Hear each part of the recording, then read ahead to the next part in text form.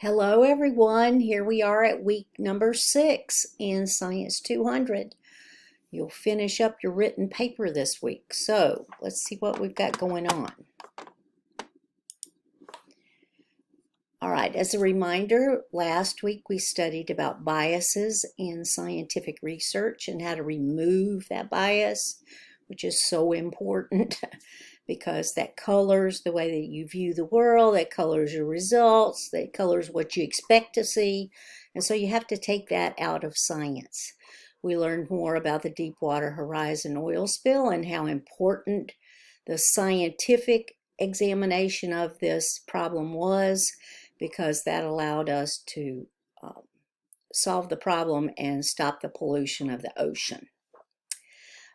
This week, you will have more to do in your web text about the Deepwater Horizon oil spill and the ecological damage that was caused by this. Now, a couple of things to remember. It is easy to walk around and count how many dolphins died. It is easy to count how many pelicans died. It is easy even to count how many different shorebirds died because of this oil spill. But what can't you see?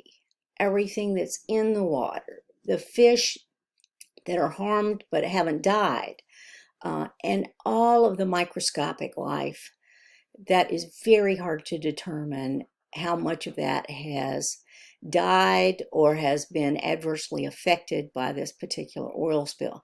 Will we ever know the extent of it? We will not.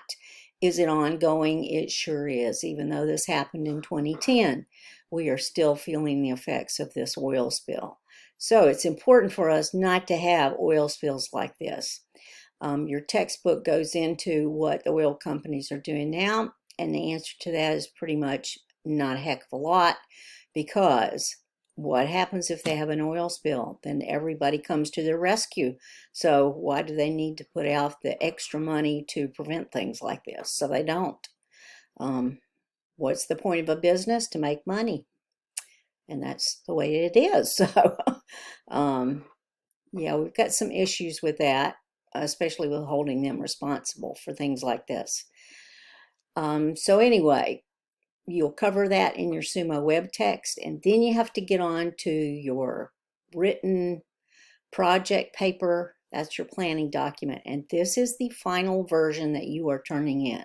So make sure you go back and read all my feedback and fix everything that needs to be fixed. This is a big assignment for you. Look at how many points this counts in your overall 1,000 points. It's a very big grade, so make sure you work hard on it and fix all the sections that you need to fix.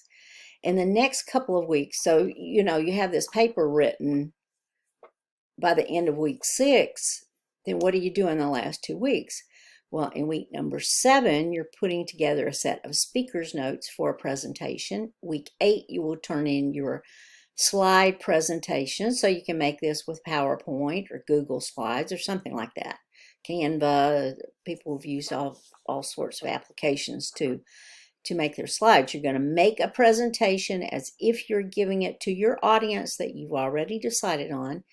But week 7 is your speaker's notes. So speaker's notes are what you would say to your audience when you show each of your slides. And you can put these on a slide where your audience can't see this. But this is what the information that you should cover in your presentation. That's coming up in week 7. And like I said, week 8 is your slides, the actual slides that you would be showing your audience. So that's what's coming up the last 2 weeks. Also, you have discussion board postings in week 6. And we want to know from you what you found most interesting in the research that you did. So you did research about this topic. I don't know how much you knew about this before you started, but you most likely found something that was very interesting about your topic. So explain this to us. And this is really a description. This is not, I found out that GMOs are not harmful. Okay, that's a sentence. That's not a description. So explain to us what you found interesting in your research. Why is it interesting to you? Did you have other expectations for what you thought you were going to find, and this went against that? Did this corroborate what you were feeling and thinking about this topic? And why is this topic relevant to you? Why did you pick this? Why is it important in the grand scheme of things?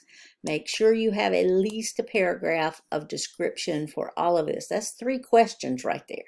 And remember that a paragraph is at least 3 sentences. So you got to have at least 3 sentences explaining all of this in your initial post. Remember, the initial post is due by Thursday night before midnight.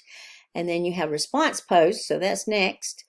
You have those response posts, 2 of them, to your classmates. Be sure and use their names too, you know, that's polite.